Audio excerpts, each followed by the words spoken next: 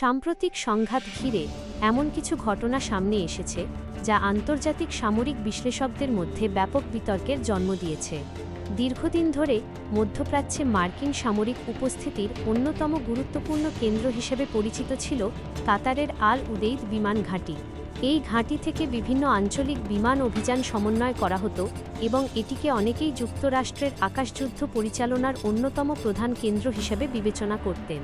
তবে সাম্প্রতিক উত্তেজনার সময় ইরানের ক্ষেপণাস্ত্র হামলাকে ঘিরে নতুন প্রশ্ন উঠেছে।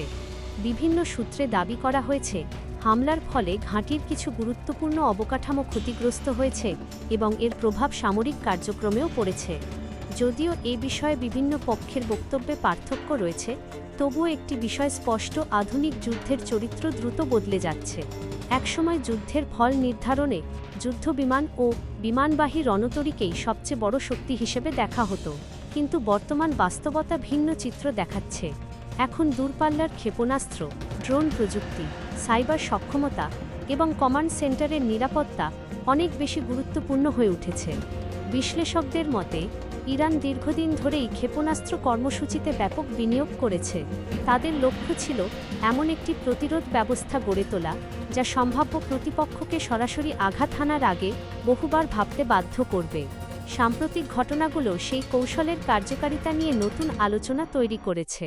অন্যদিকে যুক্তরাষ্ট্রের সামরিক শক্তি এখনও বিশ্বের অন্যতম প্রভাবশালী। তবে যে কোনো বৃহৎ সামরিক শক্তির জন্য একটি বড় চ্যালেঞ্জ হল গুরুত্বপূর্ণ অবকাঠামোগুলোকে নিরাপদ রাখা। কারণ আধুনিক যুদ্ধে শুধু আক্রমণ নয়, প্রতিরক্ষা ব্যবস্থার স্থায়িত্বও সমান গুরুত্বপূর্ণ। এই সংঘাত আরেকটি বাস্তবতা সামনে এনেছে। যুদ্ধক্ষেত্রে শুধু অস্ত্রের সংখ্যা নয়, বরং কে দ্রুত তথ্য সংগ্রহ করতে পারে, কে দ্রুত সিদ্ধান্ত নিতে পারে এবং আঘাতের পর কত দ্রুত ঘুরে দাঁড়াতে পারে, এসব বিষয় এখন সাফল্যের মূল চাবিকাঠি। ফলে ইরান ও যুক্তরাষ্ট্রের সাম্প্রতিক উত্তেজনা শুধু দুটি দেশের সংঘাত হিসেবেই নয়, বরং আধুনিক যুদ্ধের পরিবর্তিত রূপের একটি গুরুত্বপূর্ণ উদাহরণ হিসেবেও দেখা হচ্ছে।